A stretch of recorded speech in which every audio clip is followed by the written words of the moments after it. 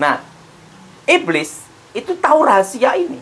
Makanya penolak bala ilmu hitam itu pasti langkah dukun nomor 1 bacaan selamatan dulu. Oh, jangan tunggu sampai kalian disantet dulu, baru bagi buat orang miskin. Jadi waktu kita berbagi, maka pada saat yang bersamaan kita buka pintu gerbang sorga untuk dicurahkan dalam kehidupan kita. Haleluya. Secara khusus hari ini kita masuk dalam pembahasan yang saya beri nama Honai Talk. Ini bukan Honey Talk, tapi ini Honai Talk. Apa artinya Honai Talk? Karena kita talk di dalam Honai. Saya sangat suka tempat ini karena tempat ini juga tempat di mana saya berdoa setiap harinya, ya kan? Tempat di mana saya juga banyak mengkaji firman Tuhan. Jadi ini tempat yang favorit buat saya. Dan di sini juga saya suka berbincang-bincang bersama dengan beberapa rekan, dan salah satunya adalah rekan saya yang kita udah berapa lama Daud bersama-sama? 27 tahun lebih. 27 tahun.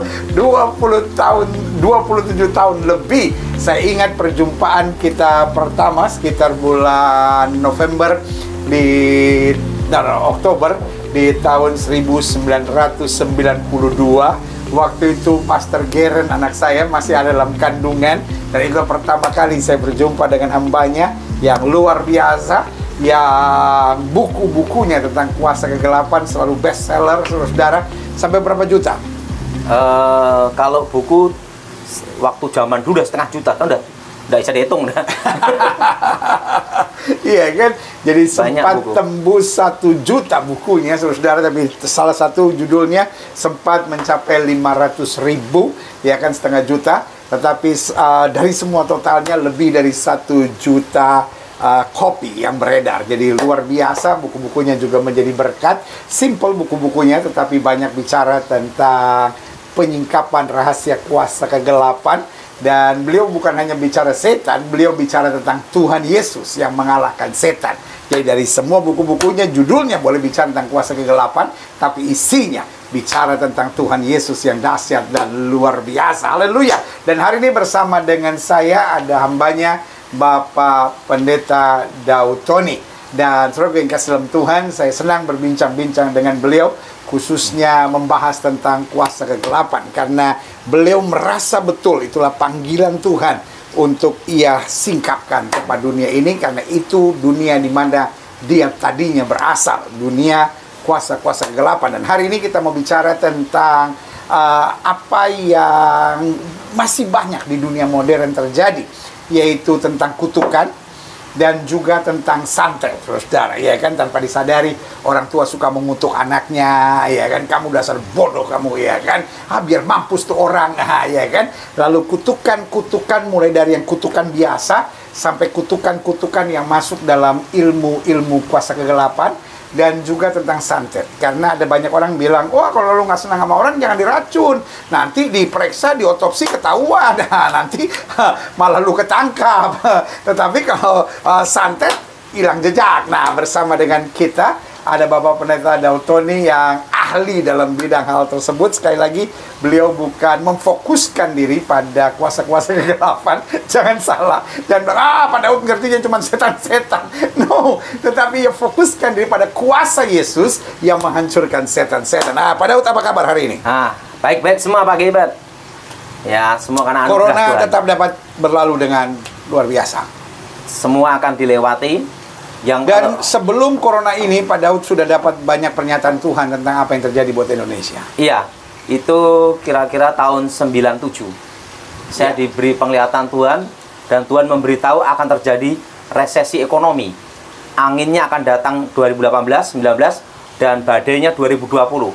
Stagnat ekonomi sampai tahun 2023. Tepatnya bulan Januari, setitik terang datang. Dan pulihnya Indonesia itu adalah tahun 2035. Itu pulihnya Indonesia. Tapi setitik terang datang 2023. Nah, corona ini nanti akan bermutasi terus sampai puncak 5 tahun dari tahun sekarang. Dan puncaknya nanti 5 tahun dari awal atau dari sekarang? Tahun ini. Tahun 2021, 5 tahun. Nah, 5 sampai 10 tahun setelah mutasi puncak 5 tahun, di atas 5 tahun corona ini nasibnya akan sama dengan virus influenza, virus flu biasa. Karena waktu mutasi-mutasi terjadi error di sini. Itu 5 tahun ke depan. Oh, jadi masih penderitaan 5 tahun lagi ini. Tapi tidak separah yang sekarang, toh? Yang jelas pasti Tuhan berkati dan cukupi kita. Oh, haleluya. Jadi saudara yang kasih dalam Tuhan, pernyataan Tuhan biasanya selalu akan jelas buat kita sekalian.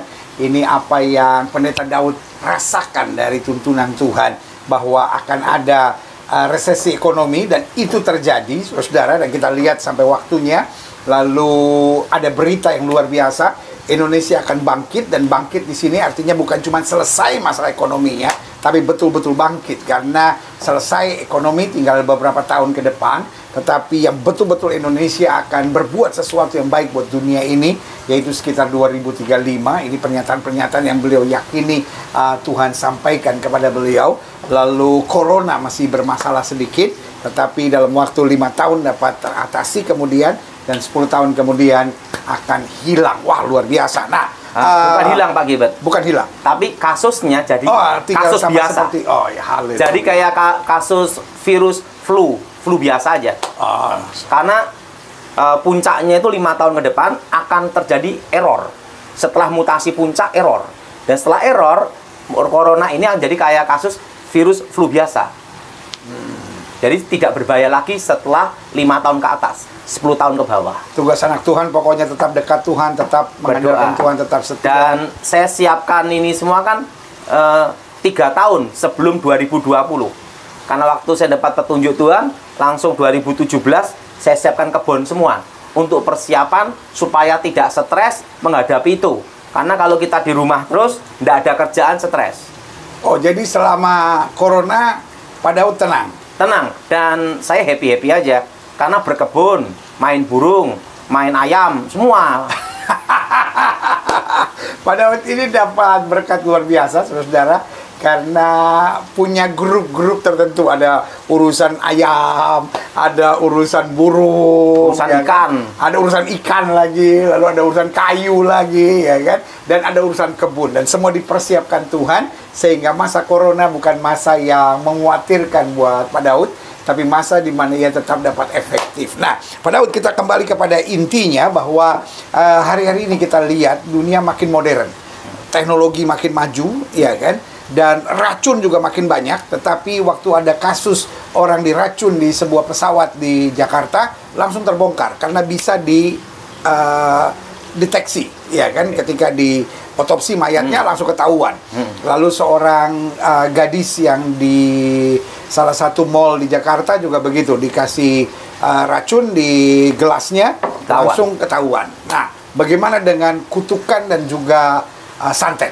Kalau santet itu secara hukum tidak bisa dibuktikan. Ya. Karena itu sesuatu yang tidak ada bukti. Karena santet itu berhubungan dengan roh. Dan suatu roh itu untuk pembuktiannya susah. Itu seperti kekuatan gelombang atau frekuensi. Santet itu seperti angin. Kita merasakan tapi tidak lihat. Nah, santet itu ada berbagai macam tingkatan. Dari tingkat dasar, tingkat menengah, tingkat tinggi. Kalau tingkat dasar itu... Oh, ini kayak sekolah. Iya. Nah, santet tingkat dasar itu santet pakai benda-benda.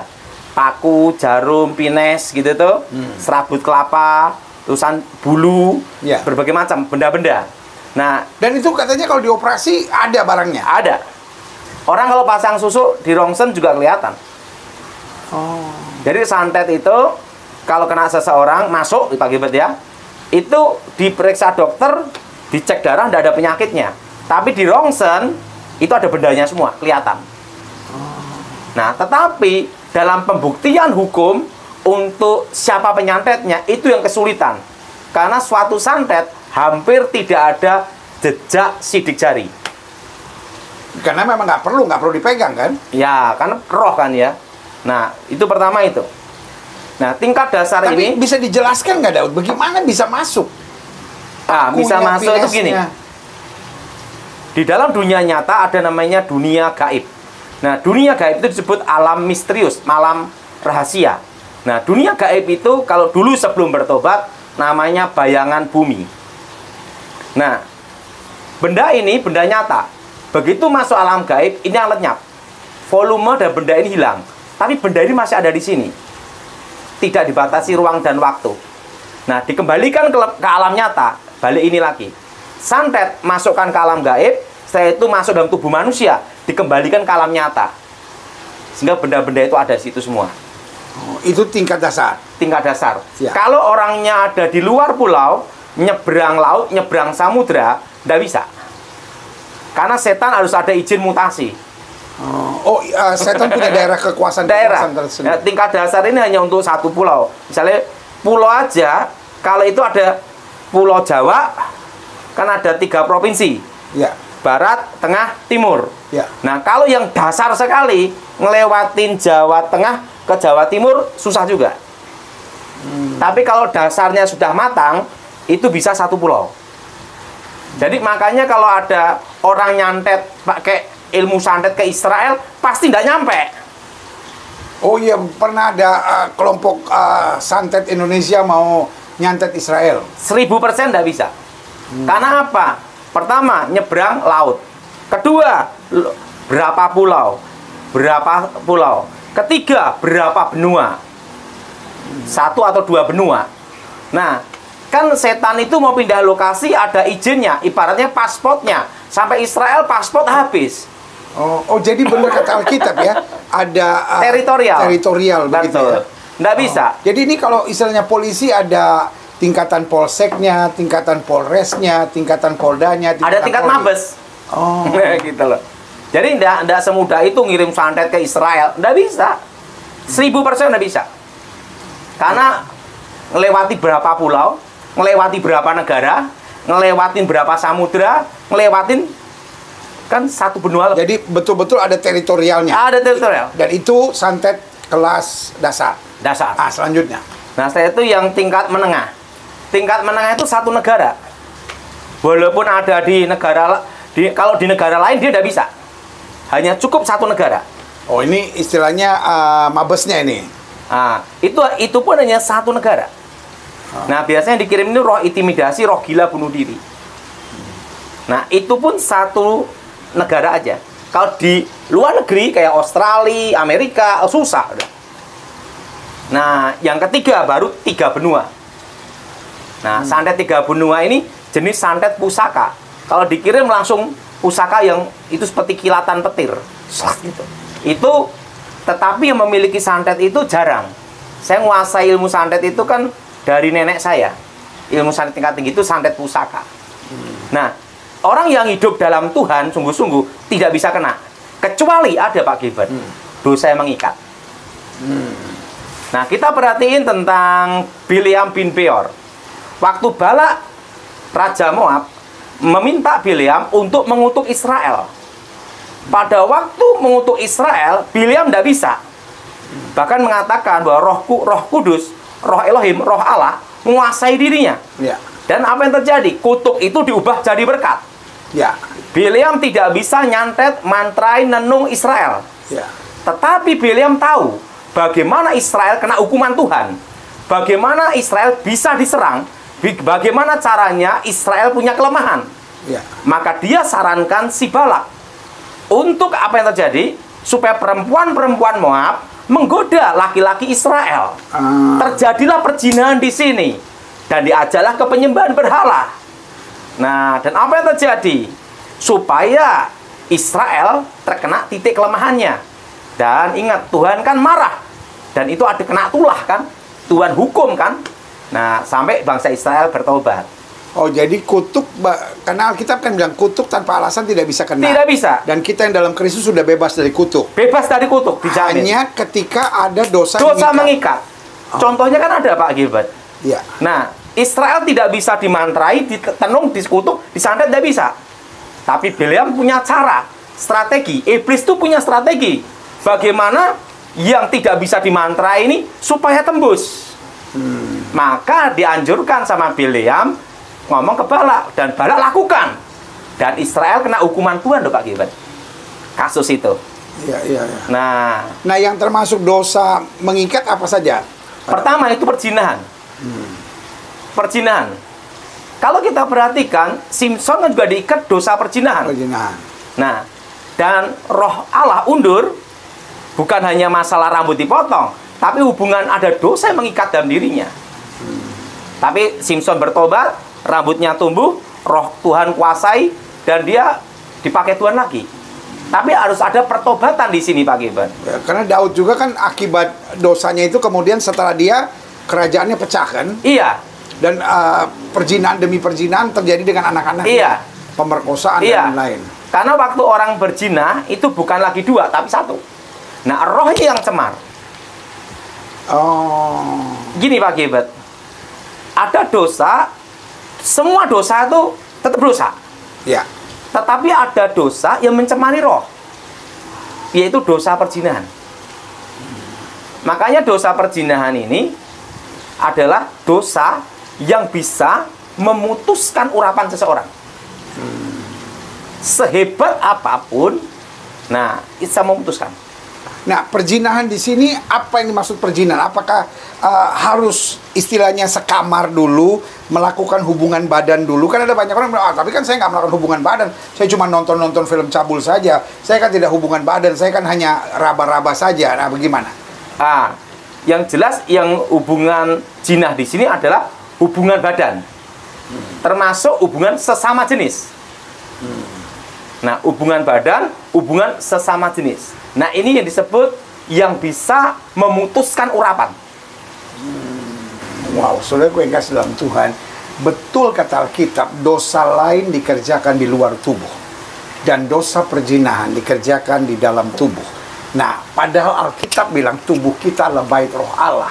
Jadi saudaraku yang kasih dalam Tuhan, benar kata Alkitab, bersihkan dirimu dari pencemaran jasmani dan rohani. Jadi saudaraku yang kasih dalam Tuhan, saya percaya dosa perzinahan hubungan sesama jenis misalnya, dosa perzinahan hubungan badan misalnya, lalu dosa perzinahan di dalam pikiran untuk melakukan perzinahan dengan apapun modelnya, ini adalah sesuatu yang mengikat dan membelenggu. Dia butuh pertobatan yang sejati. Karena kalau tidak ada pertobatan sejati, cuma nyesel doang istilahnya, pasti akan kembali lagi. Nah, bagaimana dengan termasuk film porno? Oh, termasuk film-film cabul, saudara. Nah, itu ya, mengikat. Nah, pertama itu dosa yang mengikat karena adalah dia perzinahan. mengikat pemikiran seseorang. Pemikiran. Nah, sehebat ini yang saudara, mungkin saudara berpikir gini, tapi kan saya tidak hubungan badan. Tadi pendeta Daud Tony bilang hanya hubungan badan. Nah, tetapi di pikiran. Kenapa? Tayangan-tayangan cabul, ya kan? Film-film cabul, film-film porno, ya kan? Lalu cara pacaran yang porno, cara pergaulan yang porno. Ada orang mungkin udah nikah gitu, tapi sama temennya suka meraba-meraba gitu. Itu kan masuk dalam apa? Dalam pikirannya, ya kan? Makanya Daud sekarang ada banyak kejahatan-kejahatan yang begal payudara lah. Nah, itu dosa mengikat. Nah, kalau kita perhatikan, Pak Gilbert, sehebat-hebatnya Daud, waktu ditegur, untungnya dia bertobat. Dan dia berkata apa? Jangan ambil rohmu di dalamku. Karena dia tahu bahwa dosa itu bisa memutuskan urapan. Iya. Sehebat apapun pendeta, sehebat hamba Tuhan, sekaliber apapun, begitu dia melakukan hubungan perzinahan, urapan itu putus. Memang dia bisa bangkit bertobat. Ya. Tapi ingat, mendukakan hati Tuhan. Dan istilahnya tidak ada orang yang kebal dengan dosa itu. Iya. Semua orang harus hati-hati. Makanya untuk menghindari perzinahan itu ada, Pak Gilbert. Nah, apa itu? Ya, kalau kita kelemahannya wanita, jangan punya pembantu cantik. Ya. Atau sekretaris cantik. Cari aja yang gini atau gini gitu. Lihat aja udah gini, Pak Gilbert. Nah, itu aman lah dia. Dan juga ini bahaya perzinahan sekarang bukan hanya pria, Daud. Karena sesama jenis. Sesama jenis dan juga wanita. Karena ada beberapa program yang saya upload tentang perzinahan pria. Lalu ada yang bilang, pendeta, istri saya berzina dengan temannya. Istri saya berzina dengan teman SMA-nya waktu acara reuni. Istri saya berzina dengan seorang saudara apanya gitu. Jadi ternyata perzinahan sekarang juga ikut emansipasi. Bah, itu parah. Tapi yang jelas satu, dosa mengikat itu yang dipakai Bileam untuk menghancurkan Israel. Tetapi Tuhan tolong Israel, yaitu apa? Dengan pertobatan. Kira-kira di akhir zaman ada banyak nggak hamba-hamba Tuhan yang jatuh dalam perzinahan, Pak Daud? Yang jelas, iblis itu kan menggoda terus supaya jatuh. Iblis itu punya kehebatan satu, Pak Gilbert. Dia tidak pernah menyerah menggoda seseorang. Betul. Dan istilahnya dosa-dosa lain agak, ya gimana ya Daud ya bilang, dosa yang bisa dimaafkan oleh banyak orang istilahnya, ya kan. Kalau dosanya bohong misalnya, dosanya ketidakjujuran, meskipun itu dosa, iya kan, tetapi istilahnya masih bisa dimaafkan oleh banyak orang. Udahlah, itu kelemahannya. Tetapi dosa perzinahan itu dosa yang Pak Daud bilang mengikat, membelenggu, menghancurkan, melepaskan urapan, dan akhirnya membuat hidup menderita. Iya, makanya nomor satu itu perzinahan, begitu. Nah, yang kedua itu baru penyembahan berhala.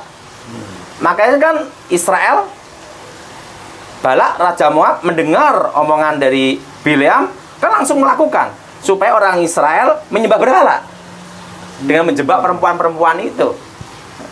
Dan itu juga yang jatuhnya Salomo, mulai dari dosa perzinahan, lalu akhirnya penyembahan berhala. Itu biasanya jadi teman akrab, abis ini muncul ini gitu. Iya, karena kan yang bisa memutuskan urapan seseorang kan dua dosa ini, yaitu dosa perzinahan sama dengan dosa penyembahan berhala, dan dua-dua ini mengikat roh dan mencemari roh. Nah, makanya kalau seseorang katanya udah percaya Yesus, udah yakin, udah dibebaskan, udah lepas dari kutuk dosa, oke. Tapi dia melakukan perzinahan, dikirim santet, pasti kena. Nah, apa akibat santet? Ada banyak orang pikirkan, oh santet itu mengakibatkan kematian. Oh, ini orang matinya kok mendadak ya. Oh, jangan-jangan karena santet. Apakah santet ini hanya bersifat kematian? Apakah bisa juga orang sakit? Gila, atau apa? gila. Pertama, sakit yang tidak bisa disembuhkan. Kedua, gila. Jadi penyakit-penyakit yang pergi ke dokter manapun, dokter tidak ada apa-apa. Yang bisa nyembuh hanya Tuhan. Nah, yang kedua yaitu apa? Yaitu gila. Setelah itu kematian. Iya. Nah, ya paling setengah mati itu kan kalau disantet sampai namanya ilmu panglumpuhan. Seluruh tubuh lumpuh, tapi otak masih berfungsi. Waktu dicek cek semuanya, saraf apa normal semua, tapi lumpuh. Iya. Apakah ada juga santet yang mengakibatkan kehancuran keluarga, Daud? Sehingga suami jadi nggak sayang istri, istri jadi ngeliat suami benci terus. Itu namanya, jenis namanya, kalau santet itu membunuh. Kalau memecahkan rumah tangga, itu namanya masih kategori namanya itu guna-guna. Oh, tapi itu satu paket. Satu paket. Tapi hanya beda cara aja. Satu membunuh, jangan untuk merebut istri orang atau merebut suami orang. Kan timbul roh perpecahan dulu. Nah, ini selalu berhubungan dengan guna-guna. Tapi tetap paketnya sama. Jadi dia mempengaruhi pikiran. Iya. Jadi seseorang berpikiran negatif terus sama pasangannya, atau berpikiran negatif terus sama keluarganya atau anaknya, sehingga terjadilah kehancuran. Saya dengar, Daud, saya nggak tahu apakah ini hubungannya dengan kuasa kegelapan atau sekedar dengan psikologi. Jadi ada seorang pengusaha hebat, katanya sih disantet, dan gara-gara disantet akhirnya dia jadi stres terus gitu dengan pekerjaannya. Dia akhirnya nggak bisa mikir, dia nggak bisa apa, dan datang ke dokter, bawa ke psikolog bilang sebetulnya it's okay gitu, dia okay gitu, tapi dia bilang no, I'm not okay gitu. Kenapa? Santet tingkat kedua, tingkat menengah. Santet satu negara, karena yang dikirim adalah roh, namanya roh intimidasi, roh gila bunuh diri. Kebanyakan dia mendengar suara-suara di telinga, saya itu mimpi-mimpi. Itu sekalipun dikasih dokter psikolog, dikasih obat satu tronton, nggak bisa Pak gitu. Harus ada cara pengalahkannya. Dan cara mengalahkannya adalah di dalam nama Yesus Kristus, demi nama Yesus. Wow, lihat seluruh dikasih dalam Tuhan. Jadi hari ini kita belajar bahwa dunia yang kata orang dunia modern, dunia yang kata orang dunia teknologi, tetapi yang begini-begini masih ada. Daud, kan ada banyak orang yang bilang, Daud Tony itu cuma ngomong aja, ini udah zaman modern, apa itu cuma stres aja kali, itu memang cuma gejala psikologi aja gitu. Nah, bagaimana menurut Pak Daud tentang santet ini? Apakah ini hanya cerita tahun 60-an, 70-an, atau masih di 2021, 20 ini seperti sekarang? Justru mendekati kedatangan Tuhan, Pak Gilbert, ya. Itu justru setan tuh kerja ngembur. Kita kan nggak tahu kapan Tuhan datang. Jadi setan aja lembur, apalagi pendeta harus. Iya, makanya saya sekalipun ini zaman corona, tetap pelayanan. Saya sampai ke Bali, sampai ke daerah-daerah tetap Pak Gilbert, karena saya harus memberitakan Injil. Kalau saya ditanya sama orang, padahal nanti kalau mati gimana? Ya sudah, tinggal dikubur kan gitu aja. Penting saya memberitakan Injil. Tapi orang Papua bilang begini, kebetulan kita di Honai kayak begini. Jadi orang Papua bilang begini, kakak kau pikir mati gampang kah? Gitu.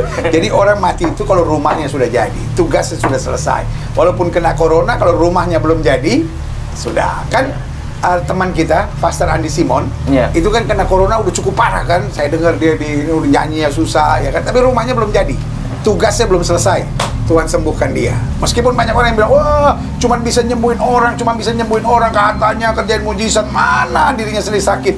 Tapi Tuhan buktikan firman-Nya ya dan amin. Nah. Iya. Saya ini udah dikarantina 4 kali Pak Gilbert. Jadi cara ceritanya gini, ada orang datang minta saya doain demi nama Yesus gini-gini. Oke, selesai. Pak, saya ini kena corona, karantina saya Pak Gilbert. Dan saya udah ngalamin 4 kali Pak Gilbert. Jadi dia nggak bilang dulu dia kena corona. Iya. Dia minta doa dulu. Iya. Amin, baru bilang corona. Lah daripada yang di kampung saya ribut atau tetangga ribut, ya udahlah, gua masuk sendiri Pak Gilbert. Udah 4 kali saya Pak Gilbert. Saudara, kalau saudara minta bantu doa sama hamba Tuhan, bukan berarti kita kurang iman, tapi kita kan banyak tugas. Tolong bicara jujur, Pak, maaf saya corona. Jadi kita juga doain saudara dengan persiapan yang cukup. Bukan berarti kita nggak punya iman, tetapi kita juga punya hikmat. Selalu saya bilang kita punya iman, tapi kita juga punya otak. Otak dan iman harus bersama-sama, ya kan? Nah, jadi Pak Daud bisa katakan meskipun dunia modern, tapi tetap yang namanya santet itu masih ada. Masih ada.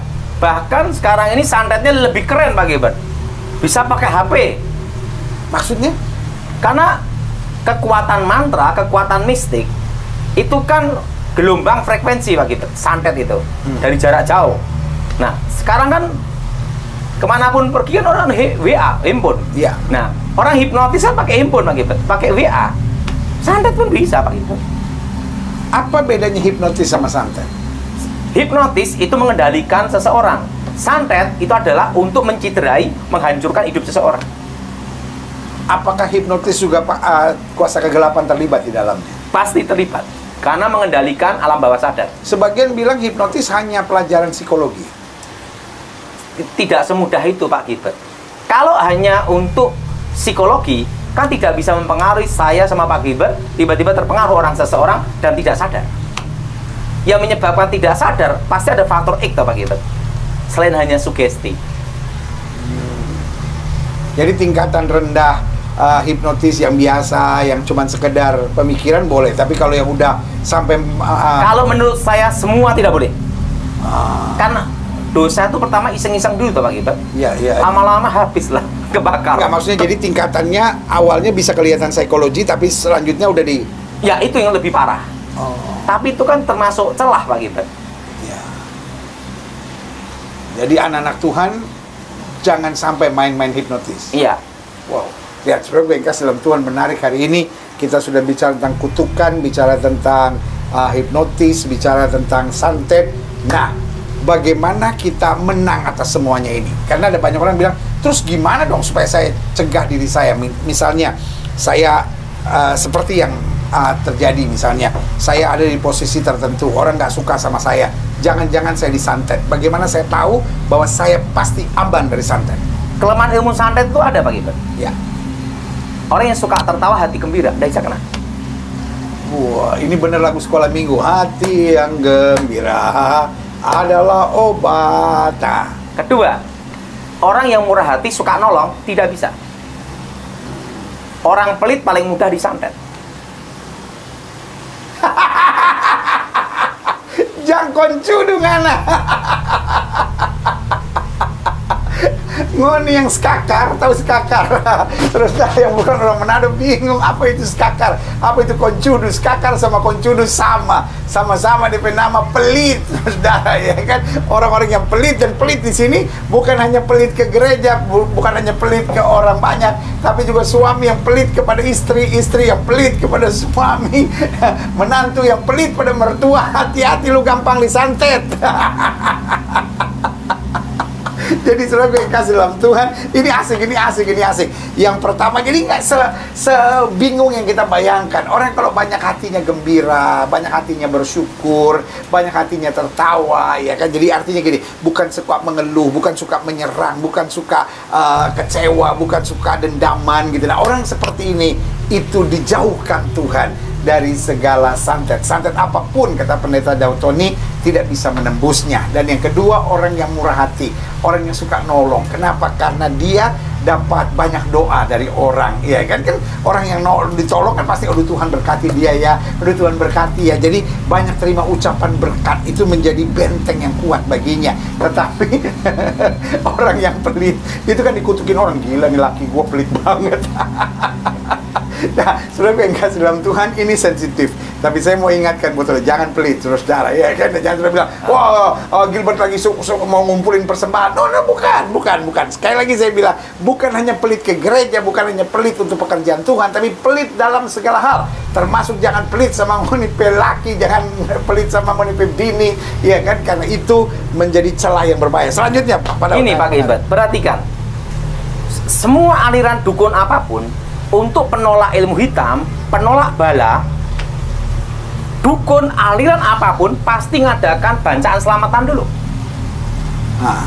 Untuk menangkal ilmu hitam. Iya. Semua aliran dukun. Nah, tujuannya apa? Supaya orang-orang miskin ini makan. Pada waktu orang-orang miskin ini makan, terjadilah hukum takdir. Orang yang suka, siapa yang menabur, dia yang menuai. Dan ada satu hukum, orang yang menaruh belas kasihan ke orang-orang miskin, ya, sesungguhnya memiutangi Tuhan. Iya, betul. Nah, kita bilang barang siapa mengerjakan untuk aku, dia mengerjakannya bagi aku. Nah, iblis itu tahu rahasia ini. Makanya penolak bala, ilmu hitam, itu pasti langkah dukun nomor 1, bacaan selamatan dulu. Oh, jangan tunggu sampai kalian disantet dulu, baru bagi buat orang miskin.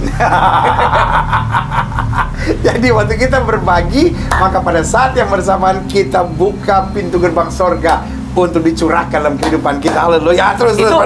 Itu bukan masalah mantranya, bukan. Tapi hukum takdir suatu garis. Orang yang menaruh belas kasihan ke orang-orang miskin, memiutangi Tuhan. Itu hukum takdir udah. Itu tidak bisa dirubah. Itu kalau dulu belum bertobat, namanya hukum takdir. Dan semua dukun yang ahli ilmu hitam, seperti saya sebelum bertobat, tahu hukum ini. Iya. Makanya langkahnya nomor 1, itu dulu. Dan itu penolak ilmu hitam. Sebenarnya di Alkitab itu, Pak Gilbert, ada penolak ilmu hitam. Perpuluhan, persembahan sulung, persembahan kasih. Perlu tahu Pak Gilbert, supaya Pak Gilbert juga ada wawasan juga Pak Gilbert. Orang kalau minta pesugihan, kesetan ini Pak Gilbert. Pertama, hasil pertama dalam tahun itu harus diberikan Pak Gilbert ke orang-orang miskin dan tempat ibadah. Oh, iblis menyamar sebagai malaikat terang. Karena iblis kan tahu hukum Tuhan Pak Gilbert. Makanya saudara-saudara, minta maaf. Saya nggak lagi ngomong tentang perpuluhan ya, saudara. Ini Pak Daud ya, jangan serang saya. Karena orang suka bilang, oh Gilbert ini orangnya hedon, Gilbert ini suka ngumpulin. Iya nggak, bukan gua, bukan gue, bukan saya Pak Daud. Kalau sudah mau marah-marah aja sama Pak Daud, ya kan saya nggak bicara duit. Pak Daud ini sensitif. Kita nggak janjian, dia tiba-tiba gue deg-degan. Selama saya di YouTube ini paling takut saya ngomong duit, saudara, karena kalau saya ngomong duit, wah semua, oh Gilbert, no. Padahal kalau kita bicara perpuluhan, bukan supaya saudara kirim ke saya, saudara kirim ke gereja saudara masing-masing, saudara gereja Katolik kah, saudara gereja Protestan kah, saudara gereja KBP kah, saudara gereja Gemim kah, saudara gereja GKI kah, pokoknya gereja apapun, kembalikan perpuluhan ke tempat saudara. Kenapa? Ini dijelaskan. Jadi gini, saya ngerti pasti akan diserang. Saya sangat tahu. Udah lama kok kita di YouTube begini, saya tahu pasti diserang, dan saya tahu sebentar lagi akan bikin konten-konten. Wah, Pak Daud sama Pak Gilbert gila sekali. Mereka sudah sesat. Mereka bilang bahwa perpuluhan melawan bala, melawan apa itu namanya santet, mana ayatnya. Kita so tahu ya begitu kita so tahu ya, kita so tahu. Tapi yang saya mau jelaskan, Pak Daud bicara ini dari konteks yang sangat jelas. Mari kita pakai akal sehat, ya kan? Karena saya percaya akal sehat juga Tuhan pakai untuk menuntun kita pada hal-hal yang baik. Jadi jelaskan begini, di dalam penyembahan berhala, tetap ada yang namanya buah sulung, tetap ada yang namanya 1/10 harus diberikan, sebagian besarnya, ada yang setengah, ada yang 1/5, ada banyak penjelasan-penjelasannya. Tetapi yang mau dijelaskan adalah pertanyaannya, dari mana setan punya ide itu? Ingat, setan itu bodoh dan tidak punya ide. Semua ide setan itu hanya kopi dari Tuhan. Karena Alkitab bilang iblis menyamar sebagai malaikat terang. Itu penjelasan saya. Saudara tidak mau terima, saudara mau serang saya, silahkan. Saya mendoakan saudara, tapi yang pasti jangan sampai lu kena santet. Tapi kalaupun kena santet, cepat datang ke Pendeta Daud Tony. Ada tangan Tuhan yang bisa tolong. Pak Daud ini jadi ada namanya itu. Jadi iblis pun ada persembahan sulung. Persembahan pertama, kalau dia minta pesugihan, tidak lakukan itu, maka tahun berikutnya pasti jatuh miskin. Saya tahu ada beberapa, saya akan samarkan beberapa ya. Jadi gini Pak Daud, ada beberapa restoran yang saya tahu, dia setiap tahun, jadi dia harus hidup 11 bulan. Dia harus hidup 11 bulan. Nah, bulan terakhir yang dia punya, which is akan paling besar, kasihkan. Dia harus kasihkan. Betul. Dan kalau terlambat kasihkan, habis. Pasti kebakar. Ya, habis. Gitu. Dan saya tahu ada itu. Dan itu selama 7 tahun mungkin 3 kali kebakar. Gitu. Dan waktu saya coba tanya, kenapa sih kok dia kebakaran terus? Masa dia nggak atur? Iya Pak, ini karena begini. Lalu dia jelaskan, itu pasti karena terlambat. Tapi setelah itu terbakar, ya udah, mereka bangun lagi gitu semuanya. Oh, itu karena itu. Jadi kalau orang minta kekayaan sama setan, itu hasil pertama. Nah, setelah itu yang kedua ada lagi. Setiap bulan, makanya perpuluhan itu kecil Pak Gilbert. Setiap bulan harus banyak menolong orang dan memberi tempat-tempat ibadah. Itu tahun pertama. Tahun keduanya setiap bulan. Oh, makanya kita bingung kok ada orang-orang yang percaya dukun, tapi murah hati. Murah hati ya. Karena syaratnya itu. Kalau dia tidak lakukan, jatuh miskin. Oh, sebagian bilang, oh ini ilmu putih. Nah, setannya sama aja Pak Gilbert. Oh, cuma bajunya yang beda. Ada baju putih, baju hitam.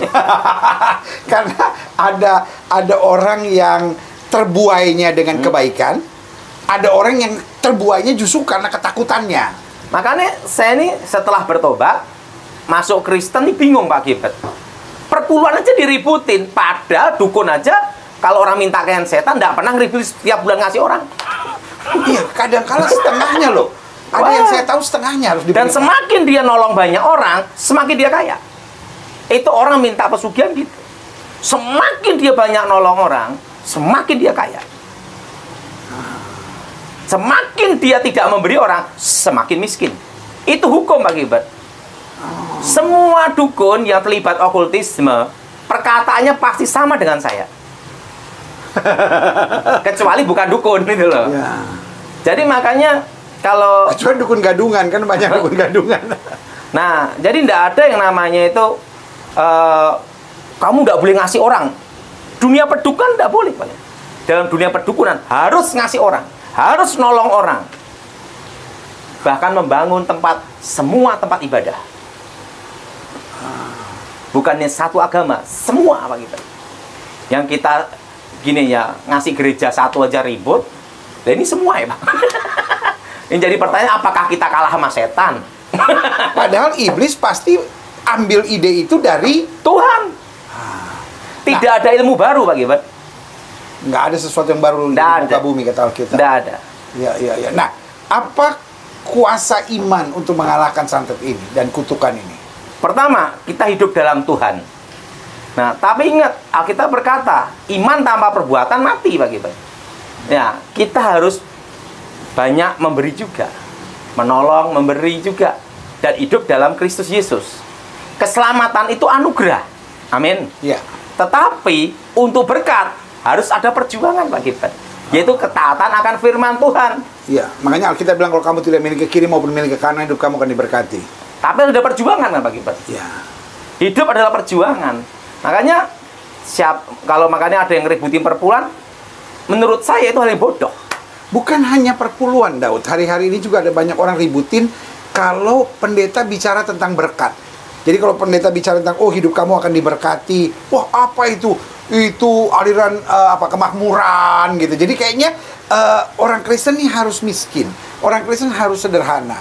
Nah, pertanyaannya, kalau kita semua miskin, sederhana, nggak punya apa-apa, bagaimana nolong orang? Bagaimana berbuat sesuatu buat orang? Gini Pak Gilbert, orang pergi ke surga, semua orang ingin ke surga. Iya. Surga itu apa? Berkat, kelimpahan. Kenapa Anda ke neraka? Kan kemiskinan. Iya, kesusahan. Nah, kesusahan, betul? Artinya apa? Kalau mau jujur, kita semua manusia pasti ingin berkat. Iya. Munafik lah. Muka Nabi pikiran kotor, Pak Gilbert.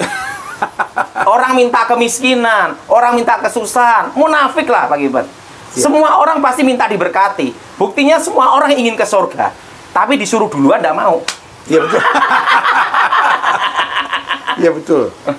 Lah, menurut Pak Gilbert gimana? Iya. Jadi jangan diributkan lah masalah teologi kemakmuran, teologi penderitaan. Yang jelas satu, kita siap pikul salib, kita siap diberkati. Saya masih ingat ada satu kata-kata Pak Gilbert.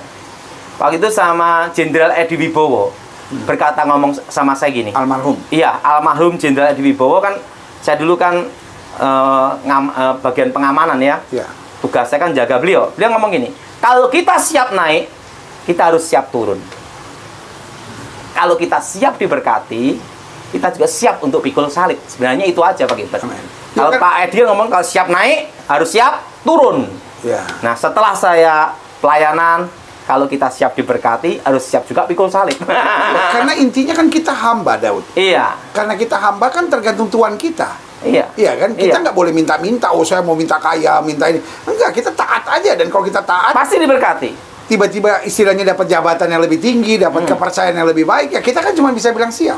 Iya. Kan Alkitab bilang, hendaklah kamu menjadi prajurit yang baik dari Kristus Yesus. Jadi, kalau pengalaman saya Pak Gilbert ya, dalam pelayanan Pak Gilbert ya, justru kalau orang banyak teriak-teriak, itu tidak pernah ke lapangan Pak Gilbert. Iya. Tidak pernah sampai ke pedalaman, mengalami perang suku, apa-apa. Maka dia teriak-teriak. Jadi ini rekaman ini kan berlangsung lagi Piala Eropa, Daud. Piala sepak bola Eropa 2000 jadi Europe 2020 tapi bertandingnya 2021. Nah, yang teriak-teriak itu biasanya yang penonton. Iya. Ya kan? Yang pemain nggak ada yang teriak. Yang pemain busy with the ball. Dia sibuk sama bolanya, ya kan? Dia sibuk untuk buat gol. Dia sibuk untuk mempertahankan gawangnya. Dia sibuk untuk membuat permainan lebih bagus. Nah, yang bagian berteriak, yang bagian ribut, yang bagian lempar-lemparan botol, seringkali penonton. Nah, iya. Sementara dalam pekerjaan Tuhan tidak boleh ada penonton. Dan Pak Gilbert tahu, di lapangan akan terjawab, kita mau jadi kucing atau jadi macan. Iya betul. Ada satu lagi yang suka teriak, Daud. Komentatornya. Jadi saudara kasih dalam Tuhan, hari ini kita dapat pelajaran yang baik bahwa Pendeta Daud Tony bukan seorang yang terus mendalami setan, tapi beliau mendalami kuasa Tuhan. Karena justru mendalami kuasa Tuhan, akhirnya mengerti segala tipu muslihat iblis. Karena itu yang beliau pernah ada di dalamnya. Nah, jadi yang beliau kabarkan bukan tentang setan. Jangan salah mengerti, jangan bilang, Daud Tony cuma khotbahin setan aja. Beliau khotbahkan tentang Yesus, saudara, ya kan? Tetapi dalam kapasitas mengalahkan setan-setan dengan segala strateginya yang hari ini dibahas tentang santet, tentang kutukan, dan juga tentang hipnotis, saudara. Dan kepastiannya adalah cara kerja iblis yang berbeda-beda. Ada yang cara kerja dasar, ada yang cara kerja menengah, ada yang cara kerja advance, ya kan? Tetapi semuanya dapat dikalahkan di dalam nama Yesus. Dan kunci kemenangannya jelas bahwa kita harus hati-hati. Tetapi yang pertama, penuhi hati kita dengan hal-hal yang positif, penuhi hidup kita dengan sukacita, dengan syukur, dengan tertawa, karena hati yang gembira adalah obat. Lalu yang kedua, jangan jadi orang yang pelit, saudara, tetapi jadi orang yang berbagi, saudara. Jangan jadi orang yang simpan kedendaman, tetapi jadi orang yang mendekat kepada Tuhan dan mau mengampuni. Dan fungsi iman tadi juga sangat jelas buat kita, bahwa kita harus hidup dalam iman. Dan iman itu berarti satu, meninggalkan dosa, dan yang kedua adalah melakukan firman Tuhan. Karena justru dengan mempraktekkan firman Tuhan dalam banyak hal, dalam berbuat baik, karena kita diselamatkan bukan karena perbuatan baik, kita diselamatkan karena anugerah, tetapi karena kita menerima anugerah, otomatis kita berbuat baik. Dan juga bukan hanya dengan berbuat baik, tapi kita menolong banyak orang, memperhatikan orang yang miskin. Dan jangan selalu hidup dengan, oh ya, hidup ini kan penderitaan, itu namanya kita banyak mengeluh. Tetapi hidup ini harus siap sedia, harus hadapi penderitaan, nikmatilah, bersyukurlah, percayalah kepada Tuhan dan tetap melayani. Dan diberkati oleh Tuhan dengan berkelimpahan. Tetap jangan sombong, tetap jangan jadi orang yang suka menghakimi orang, tetap nikmati kasih karunia Tuhan. Haleluya. Nah, Pak Daud, pernah ngalamin orang untuk melepaskan dari santet? Sering, Pak Gilbert. Saya sudah nanganin kasus okultisme, Pak Gilbert, itu ribuan, sampai saya lupa, Pak Gilbert. Oke. Apa yang paling seru? Semua itu tak perhatikan, Pak Gilbert, ya. Pada waktu kita percaya demi nama Yesus, maka semua kasus itu bisa diberesin. Dan yang menarik, Pak Daud, bukan hanya menolong orang Kristen. Iya. Karena saya jumpai ada banyak orang yang sebetulnya bukan orang Kristen, tapi dilepaskan. Karena saya punya satu konsep, Pak Gilbert. Kita ngusir setan, kan tidak ada setan Kristen, Pak Gilbert. Iya, betul. Jadi kalau ada orang yang minta tolong saya kena santet, saya kan ngusir setannya demi nama Yesus. Dan setan kan tidak ada yang dibaptis masuk Kristen, Pak Gilbert. Iya. Jadi saya layanin aja. Sejauh orangnya mau menerima bahwa Pak Daud mengusirnya dalam nama Yesus. Iya, udah selesai. Setannya diusir, orangnya diselamatkan. Iya, dan untuk kasus ini, Pak Gilbert, sering banyak. Bahkan orang-orang penting juga saya layanin. Tapi tidak boleh disebutkan, Pak Gilbert, ya. Itu banyak. Kalau masalah santet, mereka panggil Daud Tony. Sampai sekarang, Pak Gilbert. Wow. Dari orang-orang penting negeri ini, Pak Gilbert, kalau urusan santet, agamanya apa saja, saya dipanggil. Wah, luar biasa. Apa pesan Pak Daud bagaimana untuk menjauhkan diri kita dari santet? Pertama, jangan hidup dalam perzinahan. Kedua, harus tahu antinya, yaitu apa? Hidup dalam Tuhan, tapi ada tapinya. Jangan pelit-pelit. Dan lakukan perintah Tuhan. Contohnya di Alkitab, ada perpuluhan, ada persembahan sulung. Dan nggak usah diributin. Kalau nggak mau, ya diem aja udah. Saudara yang kasih dalam Tuhan, intinya adalah roh di dalam kita lebih besar dari roh yang ada di dunia ini. Intinya adalah bersyukur kita punya Tuhan dalam hidup kita. Yesus kita dahsyat dan luar biasa. Iblis ada di bawah telapak kaki orang percaya. Jangan sampai anak-anak Tuhan disantet. Jangan sampai anak-anak Tuhan percaya bahwa santet itu lebih besar.